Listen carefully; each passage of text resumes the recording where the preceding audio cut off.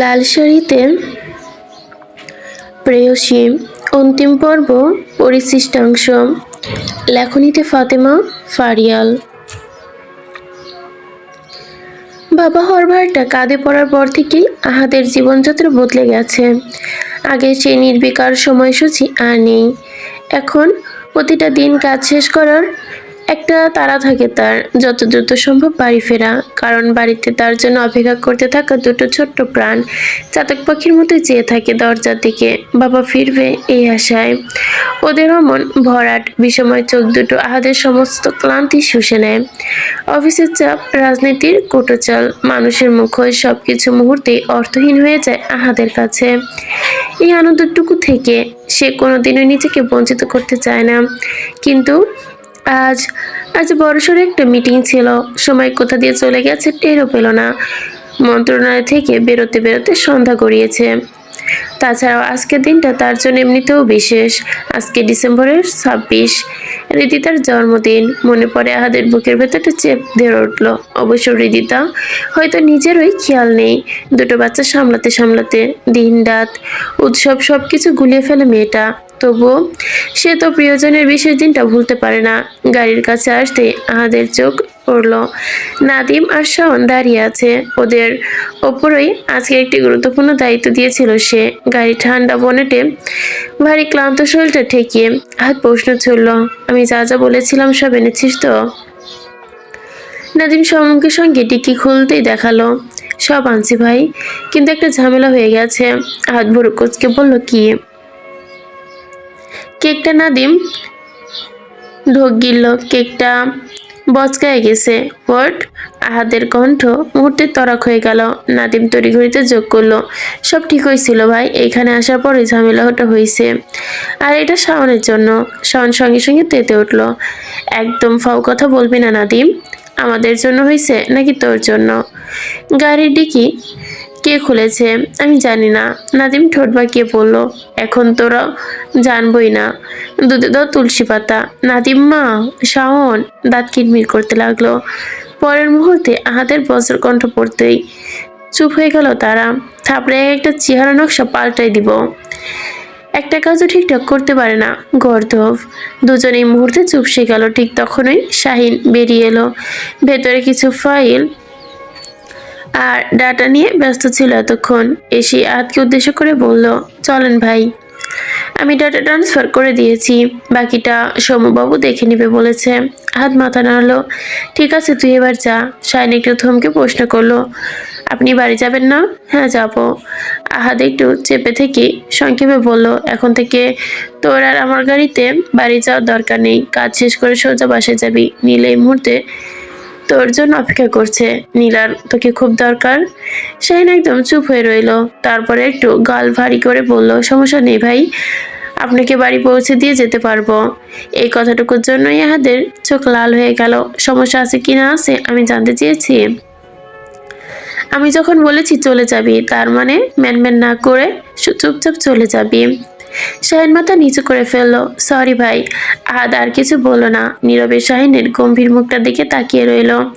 শাহিনের চোখে ক্লান্তি, ভেতরে জমে থাকা অসহায়ত্ব সবই যেন স্পষ্ট দেখা যাচ্ছে। সে চেনা দৃশ্য। আহাদ একটু ধীর হয়ে গেল, একটা গম্ভীর শ্বাস ছাড়লো। তারপর খুব স্বাভাবিক ভঙ্গিতেই শাহিনের কাঁধে হাত রাখলো। কণ্ঠস্বর মুহূর্তে বদলে গেল। কঠিন হাত যেন হঠাৎ করে অভিমানে রূপ নিল। দেখ শাহিন, জীবনে কখনো কারোর সাথে থেমে থাকে না, থেমে থেমে না, বুঝলি? তাই তুই এমনটা করছিস, এটা ভুল। সেটা শুরু কর। তোর নিজের ক্ষতি কেন করছিস? তোর জীবনের সঙ্গে আরো একটি জীবন, না না, আরো 3টি মানুষ জড়িয়ে আছে, তোর মা, নীলা আর তোর অনাগত সন্তান। সেন চুপ হয়ে দাঁড়িয়ে রইল। আহাদ একটু থমকালো, যেন কথাগুলো জায়গায় বসাতে চাইছে। আবারও বলল, একবার ভাব খালাম্মা কতটা খুশি তোর বাবা হওয়ার খবরে। সারা জীবনের কত কষ্ট ছিল তার, সারা জীবন কত কষ্ট করে মানুষ করেছে তোকে। আর নীলার কথা ভাব, মেয়েটা ছোট্টবেলা থেকে কিচ্ছু পায়নি, তবুও অভিযোগ না করে সবকিছু মানিয়ে নেওয়ার চেষ্টা করছে। আহাদ এবার একটু শক্ত করে শাহিনের কাঁধে হাত রাখলো। যে তোকে ছেড়ে গেছে তার জন্য যাকে পেয়েছিস তাকে অবহেলা করিস না। সবাই সবকিছু পায় না শাহিন। যা পেয়েছিস সেটার মূল্য দিতে শেখ। শাহিন এখন যেন পাথর হয়ে গেল। কি বলবে সে, কি করবে সে? নিজেকেই তো সে এখনো বোঝাতে পারেনি। মানিয়ে নিতে চাইলেও কোথা থেকে যেন একটা বাধা কাজ করে। তবুও সত্যিটা স্বীকার করার উপায় নেই। নীলা চেষ্টা করছে, সম্পর্কটা বাঁচানোর চেষ্টা করছে। আহাত পিঠে আলতো করে চাপড় দিয়ে ভরসা দিল। শাহিন আবেগ সামলাতে না পেরে আহাতকে জড়িয়ে ধরলো, একদম অনাকাঙ্ক্ষিত। আহাত কিছু বোঝার আগেই দুপাশ থেকে নাদিমার শাওনও ঝাঁপিয়ে পড়লো। মুহূর্তে তিনজনের চাপে আহাত প্রায় পিষ্ট। আহাত সাধারণ গলায় গা লাগালো, একদম পছন্দ করে না, কিন্তু আজ কেন জানি খারাপ লাগছে না, বরং অদ্ভুত একটা ভালো লাগা কাজ করছে। এই তিনজন, তার এই ত্রয়ী ওকে ভীষণ ভালোবাসে, শ্রদ্ধা করে, যেটা আজ আবার নতুন করে অনুভব করলো সে। কয়েক সেকেন্ডের পর আবেগ মুহূর্তেই যেন কেটে যেতে আহাত নিজের উপর চেনায় ফিরে এলো। নিজেকে ছাড়ানোর চেষ্টা করলো, বিরক্ত গলায় বলল, কি করছিস? মেয়ে মানুষের মতো গায়ে পড়ছিস কেন? ছাড় ছাড়, আমার থেকে দূরে যা। কিন্তু ত্রয়ী ছাড়ার পাতল না, বরং আরো শক্ত করে চেপে ধরলো। আজ সুযোগ পেয়েছে, এরকম সুযোগ তো বারবার আসে না। গর্জে উঠলো আহাত, থাপড়ে একটা চেয়ারে নকশা পাল্টে দিব, ছাড়তে বলছি না। এবার তিনজনে ছেড়ে দিল, সোজা হয়ে দাঁড়ালো। আহাত আদেশের সুরে বলল, শাহিন যা, বাসায় যা, তোর 3 দিনের ছুটি। এই 3 দিন নীলাহার তোর অনাগত সন্ধানের জন্য, ভুলে যাস না। শাহিন কিছু বলল না, শুধু ইশারায় নীরবতায় বিদায় জানিয়ে চলে গেল। শাহিন চলে যেতেই নাদিমার শাওন বিষময় হা হয়ে দাঁড়ালো। আজ সেটা দেখে বিরক্ত হলো। সমস্যা কি? এই বল মাছের মতো হা করে আছিস কেন? নাদিম অবাক গলায় বলল, শাহিন তো নীলার ধারে কাছেও যায় না যতদূর আমি জানি, তাহলে হুট করে বাবা হইল কেমনে? শাহনও হে হে করে হেসে উঠল। সবাই আল্লাহর নীলা খেলা, বুঝলি রে? নাদিম সন্দেহের চোখে তাকালো, মানে কি বলছিস? তখন আনমনে ঘড়ির দিকে তাকাচ্ছে, দেরি হয়ে যাচ্ছে। শাওন রহস্যময় ভঙ্গিতেই বলল, সেদিকে আমিও অরেঞ্জ জুসের সঙ্গে একটু মশলা মিশাইছিলাম, মনে হয় সেইটারই কর্মফল। নাদিমের চোখ চকচক করে উঠল, আমারও একটু মশলা দে ভাই, আর কত একা একা নিঃসঙ্গ জীবন কাটামো। শোন ব্যঙ্গস্বরে বলল, জীবনতেও একটা প্রেমিকা জুটাইতে পারস নাই, মশলা কার ওপর প্রয়োগ করবি? তোর ওপর। আয় পাট খেতে যাই। শাওনের কাঁধে হাত রাখতে শাওন ঝাটকা দিয়ে হাত সরিয়ে দিল। আস্তাগফিরুল্লাহ, নাউজুবিল্লাহ। আর এত খারাপ দিনও আসে নাই যে তোর লোকে পাট খেতে যাবো। আহাত ফোড়ন কেটে বলল, আশেপাশে পাট ক্ষেত নেই, তবে একটু খুঁজলে কচু ক্ষেত পাইলেও পাইতে পারিস। নাদিমকে কিছু বলার সুযোগ ছাড়ে না। সে আবার শাওনের কাঁধে হাত রেখে বলে, চল কচু খেতে যাই। শাওন ঝট করে সরে গেল। আল্লাহ মাফ করুক, প্রয়োজনে আফ্রিকার জঙ্গলে যাবো, তবুও তোর সঙ্গে যাবো না। চল যাই।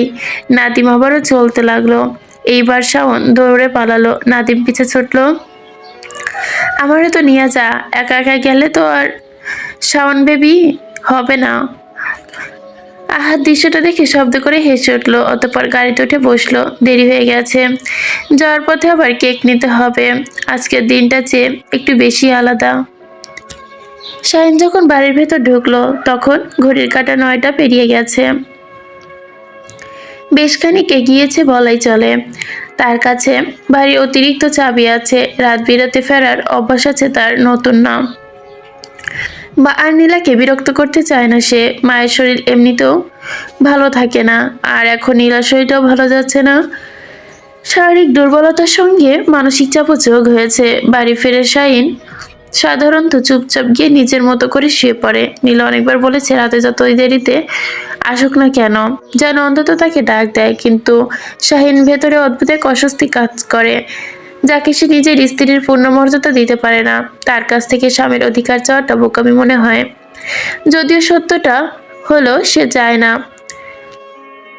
সম্পর্কটার দায় এড়িয়ে যাওয়ারও তার পথ সহজও না। ধীরে দরজা খুলে ভেতরে পা রাখে, দেখে নীলা গভীর ঘুমে আচ্ছন্ন, চারপাশ নিস্তব্ধ। এমন দৃশ্য নতুন নয়, প্রায়ই নীল অপেক্ষা করে, এভাবেই শেষ করে। অপেক্ষা করতে করতে ক্লান্ত শরীর নিয়ে নিজেকে হার মানায়। নীলার ধারে এগিয়ে এসে খুব নিচু স্বরে ডাকলো, নীলা, নীলা। নীলা হকচকে উঠে বসলো, ঘুম তাড়ানো চোখ কসলাতে কসলাতে তাকালো শাহিনের দিকে। যেন কয়েক সেকেন্ড সময় লাগলো বুঝতে সে কোথায়, কি হচ্ছে। আপনি এসেছেন? নরম গলায় বলল সে, আজ এত তাড়াতাড়ি? শাহিন প্রশ্নটার উত্তর দিল না। সে বরাবরের মতো পাশ কাটিয়ে গেল। চারপাশে এক ঝলক চোখ বুলিয়ে পাল্টা প্রশ্ন করলো, মা কই, ঘুমিয়ে পড়েছে? নীলা মাথা নাড়ল। হ্যাঁ, মায়ের তো 9টায় ওষুধ খাইয়ে ওষুধ দিয়ে এসেছি। ও এইটুকুই? শাহিন সিঁড়ি দিয়ে পা বাড়ালো। ঠিক তখনই নীলা পেছন থেকে ডাকলো, আপনি খাবেন না? শাহিনের কণ্ঠে ক্লান্তি। না, ইচ্ছে করছে না। নীলা আর কিছু বলল না। নীরবে টেবিলে রাখা খাবারগুলো ঢাকতে শুরু করলো। সে নীরবতার মাঝে একটা চাপা অভ্যাস, কষ্ট লুকিয়ে থাকে যা কখনো প্রকাশ পায় না। শাহিন সিঁড়িতে এক ধাপ রেখে হঠাৎ থেমে গেল। কেন জানি মনে হলো কিছু একটা বলা দরকার। সে ফিরে তাকালো, তুমি খেয়েছো? নীলা সামান্য চমকালো। এমন প্রশ্ন শাহিনের কাছ থেকে সে কখনোই আশা করে না। মুখে হালকা একটা হাসি আনার চেষ্টা করলো, যদিও চোখে সেটা পৌঁছালো না। না, খায়নি। কেন খাওনি? নীলা একটু থমকালো, তারপর সোজা সবটা উত্তর দিল, একা একা খেতে ইচ্ছে করছিল না। শাহিন অন্তর্জানে একটা ঢোক গেল। আসলেই তো, মেয়েটার সঙ্গে একেবারে একবেলা বসে খাওয়াটুকু কি তার দায়িত্ব নয়? সে সবসময় অপেক্ষার তালিকায় পড়ে থাকে। শাহিনের কি মনে হলো আর ওপরে গেল না, চুপচাপ হাত ধুয়ে ডাইনিং টেবিলে বসে পড়লো। নীলার চোখে একটা সম্পূর্ণ অপ্রত্যাশিত। সে দ্রুত খাবারগুলো খুব যত্ন করে শাহিনের সামনে সাজিয়ে দিল। কোনো উচ্ছ্বাস নেই, শুধু দায়িত্ব আর অভ্যাস। শাহিন ইশারা করতে নীলা তার পাশে বসলো। রাতের নীরবতা ভেঙে শুধু থালার চামচে টুংটাং শব্দ। দুজন মানুষ একই টেবিলে, তবু মাঝখানে একটা অদৃশ্য দেওয়াল। নীরবতার মধ্য দিয়েই শেষ হলো রাতের নৈশভোজ। ঘরে এসে নীলা ধীরে ধীরে বিছানা গুছিয়ে নিল। দিনে সে শরীরটা ক্লান্ত হলেও মনটা আজ অন্যরকম অস্থির। বাইরে থেকে শাহিনের শাওয়ারের শব্দ শোনা যাচ্ছে, কিন্তু কিছুক্ষণ পর ফ্রেশ হয়ে বেরিয়েও এলো। নীলা বালিশটা তুলে শাহিনের দিকে বাড়িয়ে দিল। কারণটা খুবই স্বাভাবিক, আবার খুবই নিষ্ঠুর। শাহিন বরাবরই সোফায় ঘুমায়, আর নীলা বিছানায়। এ ঘরের ভেতরে তাদের জন্য আলাদা আলাদা জায়গা নির্ধারিত। শুধু একদিনই তাদের বিছানা আলাদা ছিল না। সেদিনই শাহিন নেশায় ছিল, নিজেকে নিয়ন্ত্রণ হারিয়ে। নীলাও সেদিন তাকে থামায়নি। একজন বৈধ স্বামী স্ত্রীর পবিত্র বন্ধনের মধ্যে সেদিন তাদের মাঝখানে কোনো দূরত্ব ছিল না, সম্পর্ক অস্বীকার করার সুযোগও ছিল না। কারণ আজই নীলা জানতে পেরেছে সে মা হতে চলেছে। ঠিক কত সপ্তাহ সে নিশ্চিত না। 6-7 পিরিয়ডের হিসাব মিলিয়ে এইটুকু আন্দাজ করতে পেরেছে, কিন্তু এই অনাগত প্রাণটার অস্তিত্ব সে তার ভেতরে খুব স্পষ্টভাবে অনুভব করছে। শাহিন বালিশটা নিতে গিয়ে হঠাৎ থমকে গেল। আহাদের কথাগুলো তাকে চমকায়, মাথার ভেতর আঁচড়ে পড়ল। সে বালিশটা আবার আগের জায়গায় রেখে দিতে দিতে শান্ত স্বরে বলল, আমি যদি বেড শেয়ার করি তোমার কি আপত্তি হবে? একটু থেমে চোখ করলো। আসলে সোফায় শুতে ঘাড় ব্যথা করছে। নীলা প্রথমে বুঝতে পারলো না কি বলবে। এমন প্রস্তাব তার জন্য একেবারে অপ্রত্যাশিত। বুকের ভেতরটা হালকা কেঁপে উঠল। কয়েক সেকেন্ড পর সে শুধু মাথা নেড়ে জানালো তার কোনো আপত্তি নেই। শাহিনর কিছু বলল না, কোনো ব্যাখ্যা না, কোনো কৃতজ্ঞতা না, চুপচাপ বিছানা শুয়ে পড়ল। নীলা তখনও বসে আছে, হয়তো অস্বাভাবিক, হয়তো বা দ্বিধা। সে জানে না এই মুহূর্তে স্বাভাবিক বলবে নাকি নতুন কোনো ভুল বোঝাবুঝি শুরু। শাহিন সেটা টের পেল। তার প্রসঙ্গ পাল্টে স্বাভাবিক স্বরে বলল, সকালে তোমাকে নিয়ে হাসপাতালে যাব, রেডি থেকো। নীলা একটা দীর্ঘ শ্বাস ফেলল, কণ্ঠে হালকা বিষণ্ণতা, কিন্তু কোনো অভিযোগ নেই। আপনাকে জোর করার কোনো দায়িত্ব পালন করতে হবে না শাহিন। আমি কখনো এসব নিয়ে অভিযোগ করব না। একটু থেমে আবারও যোগ করলো, আমি জানি আপনি অনিকাকে ভালোবাসেন, আর আমি সেই জায়গাটা দখল করতে চাই না। এই কথাগুলো বলতে গিয়ে নীলার বুকটা একটু ভারী হয়ে এলো, তবুও সে নিজেকে সামলে নিল। সে চোখ নামিয়ে বলল, শুধু একটা আবদার আছে আমার, দুজন মানুষের থেকে আমাকে কখনো আলাদা করেন না। তারপর নিজের ওদরের ওপর হাত দিয়ে খুব সন্তোষের যোগ করলো, আপনার মা আর যে আসতে চলেছে, এই দুজনকে নিয়ে একটু সুখে থাকতে চাই। এছাড়া আপনার প্রতি আমার আর কোনো অভিযোগ নেই। শাহিন সম্পূর্ণ কথা চুপ করে শুনলো, কিছু বলার নেই তার। সত্যিই তো, এই মেয়েটাকে কখনো অভিযোগ করতে দেখেনি সে, কখনো প্রশ্ন করেনি কেন সে এখনো অন্য একজনের স্মৃতি আটকে রেখেছে। আর সে নিজেও সে কি পেরেছে অনিকাকে ভুলতে? না, পারেনি। সে কি পেরেছে অনিকাকে ভুলে নীলার সঙ্গে নতুন করে সবকিছু স্বাভাবিকভাবে শুরু করতে? না, সেটাও পারেনি। তাহলে মাঝে মধ্যে সেই যে উঁচু অদৃশ্য প্রাচীরে দাঁড়িয়ে আছে, সে কি পেরেছে সেই প্রাচীর ভাঙতে? না, আজও পারেনি। ঘরের ভেতর নীরবতা নেমে এলো। এই নীরবতায় ভালোবাসা নেই, কিন্তু দায়িত্ব আছে, দূরত্ব আছে, তবে একসঙ্গে থাকার বাধ্যবাধকতা আছে উভয়ের মাঝে। মীর হাউসের পেছনের আঙিনা দিয়ে নিঃশব্দে ভেতরে প্রবেশ করলো আহাদ। সঙ্গে তার ছিল আদিল আর তানভীর। আদিল আগে একবার ভেতরে ঢুকে চারপাশটা ভালো করে দেখেছে। রিতা তখন বাচ্চাদের নিয়ে নিচতলাতেই আছে। বাড়ির সবাই দুই ছানাকে ঘিরে ব্যস্ত। এই ব্যস্ততায় কাজে লাগাবে আহাদ সোজা নিজের ঘরের সামনে এসে দাঁড়ালো। দ্রুত মই লাগিয়ে বেলকনি পেরিয়ে ভেতরে ঢুকলো সে। সময় খুব বেশি নেই, যতটা কম সময়ে মধ্যে ঘরটা খুব বেশি সাজানো যায়, নিখুঁত না, লুকিয়ে চুপে যতটা করা যায় আর কি। সব শেষ করে আগের পথে নিচে নামলো তিনজন। এবার মূল দরজা দিয়েই ঢুকবে স্বাভাবিকভাবে, এতে কার মনে সন্দেহের বীজ গজবে না। হলঘরের মেঝেতে আলাদা করে নরম কার্পেট বেছানো, মূলত সেখানেই বাচ্চা খেলনা ছড়িয়ে রাখা, যেন ওরা নিচে পড়ে খেলতে না গিয়ে। এখন তো ওরা একটু বসতে শিখেছে, হামাগুড়িও দেয়, তাই আর কোলে বেঁধে রাখার দরকার পড়ে না। আদনান সোফায় বসে অরিতার উরুতে বসে আছে, খেলছে। ঘোর ঘোর ঘোর, ঠক ঠক ঠক, অরিতা ঘরে উঠবে। ঘোর ঘোর ঘোর, অরিতে খর খল্লা দিয়ে হেসে উঠল। সে আদনানের সাথে এই খেলাটা বেশ উপভোগ করে। আদনান আবারও ঝাঁকালো, হুশ ঘোড়া, চল চল চল। আহ, এত কি হলো? ঘোড়া আমার কথা শুনছে না কেন? এই চল, রাজকন্যাকে নিয়ে চল, বাসাতে চল। বলতে বলতে পা নাচাতে লাগলো সে। অরিতা খিলখিল করে হেসে উঠল ভাঙা গলায়। হাসতে হাসতে মুখ গলিয়ে লালা ঝরছে। আদনান নিজের বৃদ্ধাঙ্গুল দিয়ে লালাটা মুছে দিয়ে আবারও পা নাচাতে লাগলো। আহিয়া পাশে বসে দৃশ্যটা দেখে হালকা হাসছে। আদনান মেয়েবাবুর প্রতি আগ্রহ আহিয়া দিয়ে শুরু হয়েছে, সেটা এখন আহিয়া বুঝলো। অরিতার প্রতি আদনানের দুর্বলতা দেখে রিদিতা বাচ্চাদের খাবার রেডি করতে করতে আর চোখে বারবার ওদের দিকে তাকাচ্ছে। আমজাদ মির কোলে আব্রাহামকে নিয়ে আদর করছে। আফরোজা শেখ পাশে বসে গুরুত্বপূর্ণ ফাইল দেখছে। তবুও মাঝে মাঝে নাতি নাতনির দিকে তাকাতে ভুলছেন না। হালিমা বেগম আর বানি রাতের খাবার টেবিলে গোছাচ্ছে। ঋতু সহযোগিতা করছে। দিবা পাশে বসে ড্রয়িং করছে। আহিয়া মাঝে মাঝে তাকে সাহায্য করছে।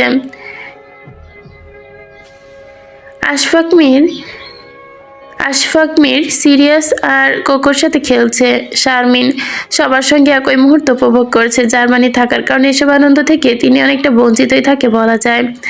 তাই যখনই আসে তখনই একবারে উসুল করে নেয়।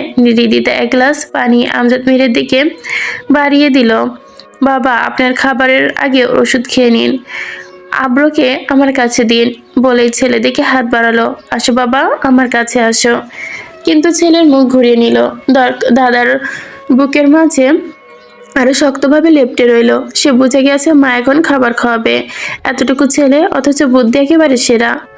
বুকের দুধ ছাড়া অন্য কিছু খাওয়ার জন্য দুটো বাচ্চার নাক ছিটকায়। এখন 6 মাস শেষ, তাই একটু একটু বাড়তি খাবার দিতে চায় রিদিতা, কিন্তু তারা খেতে চায় না। কয়েকবার চেষ্টা করে ব্যর্থ হলো সে। ছেলেটা বারবার মাথা ঘুরিয়ে নিচ্ছে।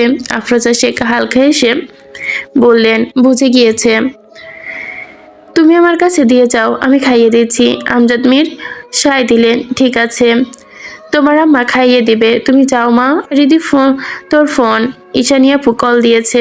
আহিয়ার ডাকে রিদিতা চামচের দিকে একবার তীক্ষ্ণ দৃষ্টিতে তাকিয়ে ফোন রিসিভ করলো। কথা বলতে বলতে একটু সরে গেল। মাহি কেমন আছে?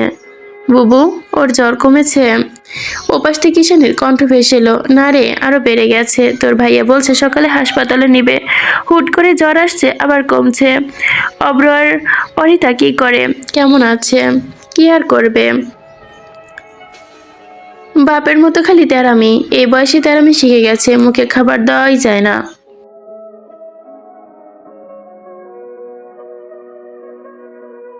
ঈশানী হেসে উঠল।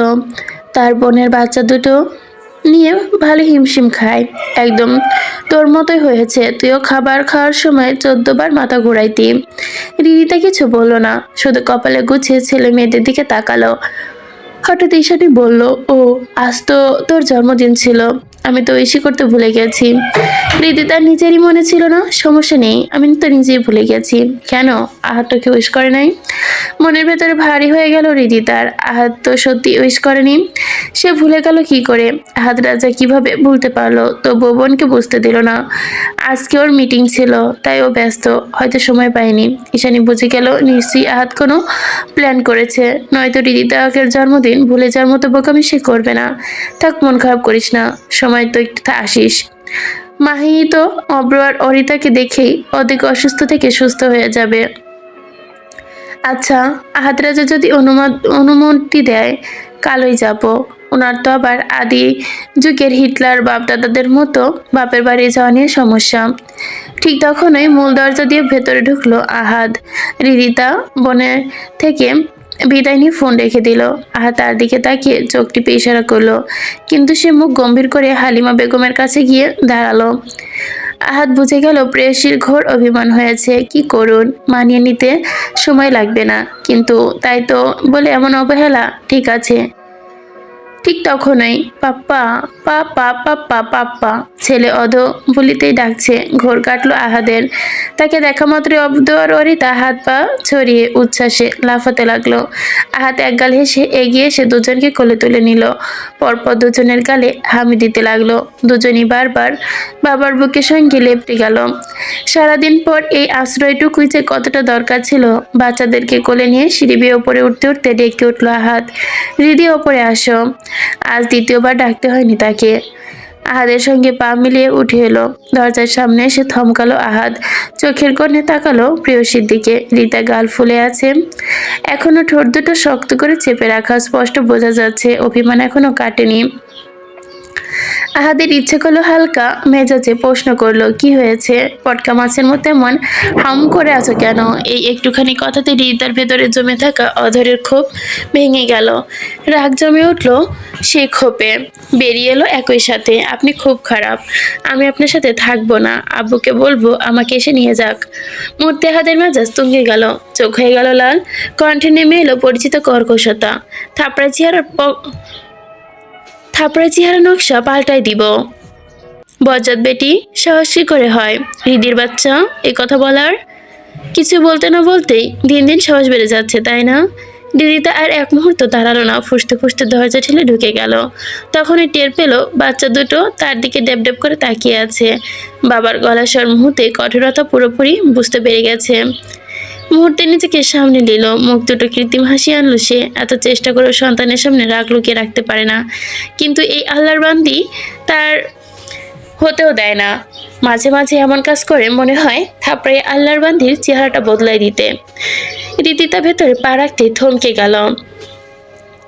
পুরো ঘর জুড়ে মৃদু আলোয় টিমটিম করে জ্বলছে অসংখ্য হলদে ক্যান্ডেল। চারপাশে উষ্ণ নরম আবহ, মেঝেতে থাকা লাল গোলাপের পাপড়ি ছড়িয়ে থাকার কথা। সোজা সূর্যপথ পর্যন্তই তা ছড়িয়েও আছে। লাল বেলুনে ভরে আছে পুরো ঘর।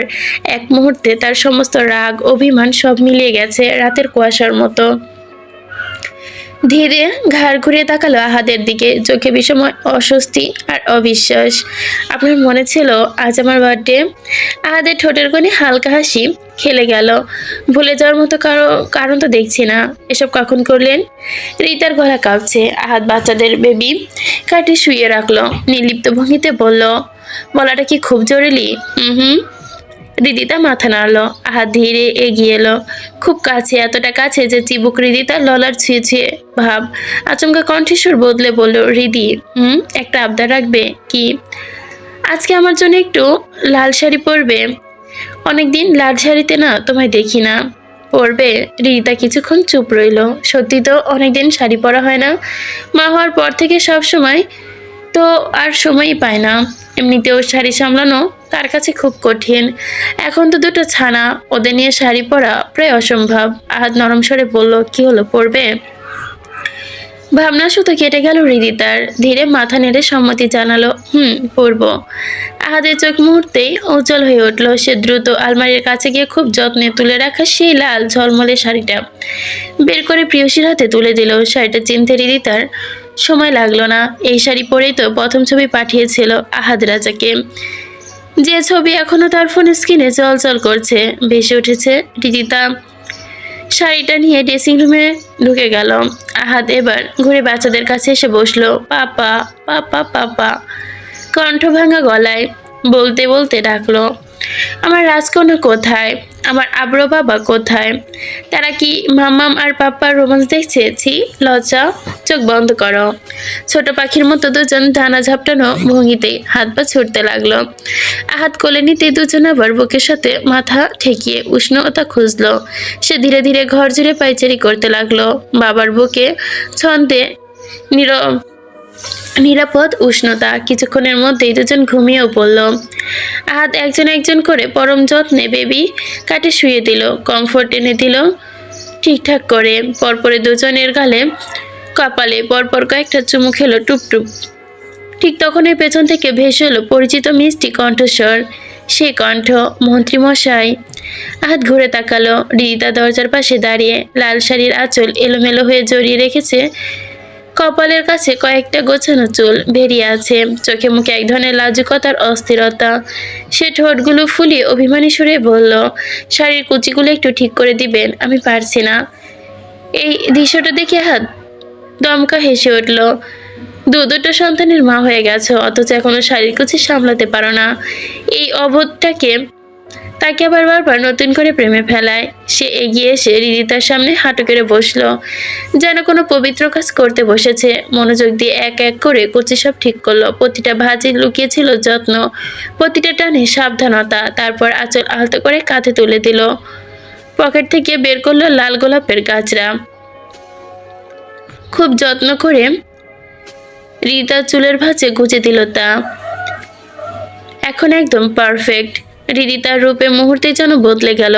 একদম পরিপূর্ণ প্রেয়সী। লাল শাড়িতে প্রেয়সী, লাল শাড়িতে নতুন আলো লাজে, রাঙা মুখে একদম মোহনীত। আহাত তাকিয়ে রইল, চোখে সরছেই না তার। কিন্তু হৃদিতার লজ্জার ভাবে চিবুক নামিয়ে নিল। চোখ তুলে তাকানোর সাহস পাচ্ছে না সে। আহাত আলতো করে তার চিবুক তুলল, কণ্ঠ নামিয়ে আনলো গাঢ়তার খাদ। এ আল্লাহর বান্দি, তাকাও, তাকা আমার দিকে, নয়তো থাপড়ে চেহারা নকশা বদলাই দিব। বলতেছি না তাকাও। এই আল্লাহর বান্দি। হৃদিতা তাকালো, চোখ মিলল। তারপর আস্তে আস্তে দুজনের চোখে চোখ মিলে গেল। কারো বাদামি ঘন পাপড়িতে ঢাকা সেই চোখ, যে চোখে তাকালে বুকের ভেতরে কেমন যেন লুলুনি খেলে। সেই চোখ, যে চোখে হৃদিতা প্রথম দিন থেকে অদ্ভুতভাবে টেনেছে। সেই চোখ কিছুক্ষণ ধরে তাকালো। সেই ধারালো দৃশ্য ভার নিতে পারল না, চোখ নামিয়ে নিল আবার। আহাত প্রশ্ন করলো, সমস্যা কি তোমার হৃদিতা? হৃদিতার কণ্ঠে নিষ্পাপতা। কি করেছি আমি? কথায় কথায় আমাকে ছেড়ে যাওয়ার হুমকি দাও। জানের ভয় নাই? ভুলে গেছো নাকি? আর বলবো না। আহাত নিষ্পক তাকিয়ে রইল তার মুখের দিকে, ঠোঁটের কোণে চাপা হাসি। তাহলে হঠাৎ করে কান ধরো। হৃদা চমকে উঠল। না, হ্যাঁ, ভুল করেছে, এখন শাস্তি তো পেতেই হবে। হৃদিরানী, ধরে ফেলো। কান ধরতে 20 বার উঠবাস করতে হবে। চোখ বড় বড় করে তাকালো সে এখন। এখনই? রিতা ঠোঁট জোড়া ফুলিয়ে বলল, আজকে দিনও আপনি আমাকে কান ধরাবেন? আহাত চারপাশ থেকে একবার চোখ বোলালো, বেবি কাটের দিকে তাকালো, ঘুমন্ত দুটো ছানা। তারপর গম্ভীরতার ভান করেই বলল, ঠিক আছে, আজকে মাফ করে দিলাম। কাল সকালে 20-40 বার কান ধরে উঠবাস করবে। আপনি এত খারাপ কেন? কণ্ঠে আদুরে অভিযোগ। আহাত হেসে ফেলল সেই আহ্লাদি কণ্ঠে। সে কখনো রাগ করতে পারে না। এক হ্যাঁচকা টানে প্রেয়সীকে নিচের বক্ষস্থলে টেনে নিল, গলায় নেশার ভাঁজ নিল। বেশি খারাপ? না, ভালো, বেশি ভালো। আহাত সম্মতির হাসলো। আমার এত ভালোবাসা পোষায় না জানো। আমি খারাপ হতে চাই, আমি বেশি বেশি খারাপ হতে চাই, আমার প্রেয়সীর কাছে খারাপ হতে চাই। কণ্ঠে আরো নিচু আনলো, আজকে একটু খারাপ হতে দিবে? রিতার গাল লালচে হয়ে উঠল। সে কিছু বলল না, শুধু নিচের মন্ত্রীমশাইয়ের বুকে মুখ লুকিয়ে নিল। এই আশ্রয়টা রিতার ভীষণ পছন্দের, ভীষণ শান্তির। এমন শান্তির জায়গা কজনেরই মেলে। যেমন সব থেকে বড় উদাহরণ অনিকা। সে প্রতিনিয়ত নিঃসঙ্গতায় ভুগছে, ভেতরে থেকে নিঃশ্বাস করে দিচ্ছে নিজেকে। সবারই একটা সঙ্গতা হলো, শুধু বিয়ে পাগল আনিকার আর বিয়ে হলো না, সাজানো একটা সংসার হলো না, পেল না সে পূর্ণতা। 3 দিন 3টা সন্তান জন্ম দেওয়ার স্বাদ অপূর্ণ রয়ে গেল অনিকার। ভারী নিঃশ্বাস ফেলে রিদিকা আবারও নাক ঘষল আহাদের বুকে। এই নীরবতার সম্মতি আহাদের জন্য যথেষ্ট। কয়েকবার নিঃশ্বাস ফেলল সে। নেশা বাড়ছে, বেসামাল আহাদ রাজা আরো বেসামাল হয়ে উঠছে। পরিস্থিতি সামলাতে রিদিতা হঠাৎ প্রশ্ন করলো, ভালোবাসেন আমাকে? আহাদ তখন নিজের কাছে ব্যস্ত, তবু চেনা ভঙ্গিতে বলল, হুম। রিদিতা বেড়ালের মতো গুটিসুটি মেরে বুকের সাথে লেপ্টে রইল, চুপচাপ আদর খেয়ে যাচ্ছে। আহাদ ভাবলো হয়তো আবার অভিমান করেছে। সে প্রেয়সীর মাথা নিজের বুকে তুলে নিয়ে তাকে দিকে তাকালো, দুহাতে আলতো করে প্রেয়সীর গালে হাত রেখে, চোখে চোখ রেখে অদ্ভুত এক নিঃশ্বাসের স্বরে বলল, তুমি প্রেয়সী, তুমি শ্রেয়সী, বলো কোন রূপে তোমায় ভালোবাসি, যে রূপেই থাকো সেই রূপেই মরি। প্রেয়সী, তুমি সেই সর্বনাশী। সমাপ্ত। নিচে হচ্ছে লেখিকার নোটস। কোনো কিছুর সমাপ্ত মানে শেষ না, বরং নতুন কিছু শুরু।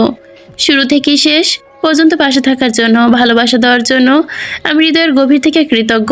শুরু হয়েছিল গল্পটি 28/8/2025 এবং শেষ হলো 3/2/2026।